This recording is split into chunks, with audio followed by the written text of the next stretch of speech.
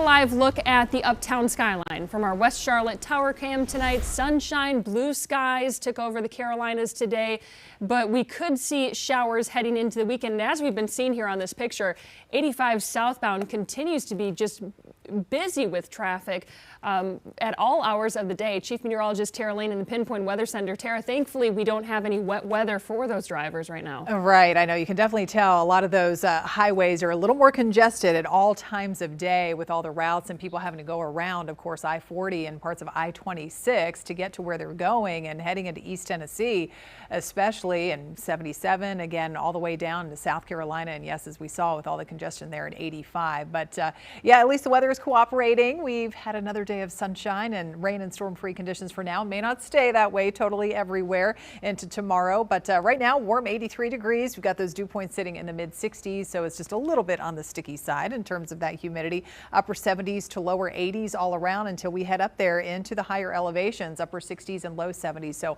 nice and mild, comfortable conditions for all the work being done outside up that way. Now we do have another cold front that is on the way here, tracking into the Midwest as we speak, and that will help spawn a couple of spotty showers and thunderstorms by the end of the day tomorrow and even tomorrow morning. But all the while, those rainfall totals are expected to stay on the low side. So we're not talking about just torrential rain everywhere and flooding conditions. We're not concerned about that, nor are we the threat of severe damaging thunderstorms. However, of course, with any thunderstorms, we'll have to watch for that lightning risk as well. So when thunder roars, we need to get outside or get back inside from being outside and try and take some shelter. And then as we fast forward into next week, we're talking about the warmer clothing needed for some chillier temperatures for those relief efforts up there in the mountains. I'll show you some of those lows coming up here shortly. But this weekend, we're still feeling the warmth. Low to mid 80s during the day, low and mid 60s late at night and early in the morning. And after that quick chance of showers and storms tomorrow, the weekend itself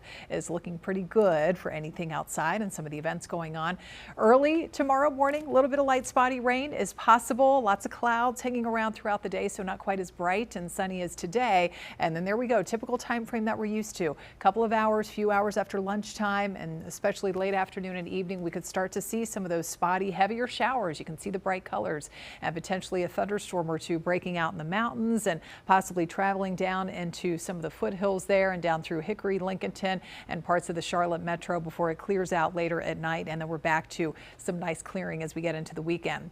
But forecast rainfall totals, again, nothing too widespread when it comes to the heavy rain or higher amounts of rain. Expected only about half of an inch, maybe close to an inch, where we do see some of those heavier pockets of rain setting up, again, especially in the mountains and foothills. But then as we go into Saturday, if you're headed out to the Mecklenburg Oktoberfest there at Truist Field, the weather is looking good, nice and warm for having a pint, maybe some of that German food too, and eating outside, walking around there, mid 80s, and the weather will be dry. And a quick check of the tropics, we still have this area of disturbed weather that we've been watching in the Gulf of Mexico, only a 30% chance that that could develop, so an even lower chance than what we were looking at earlier this week. But still, Florida will likely get some widespread heavy rain coming up.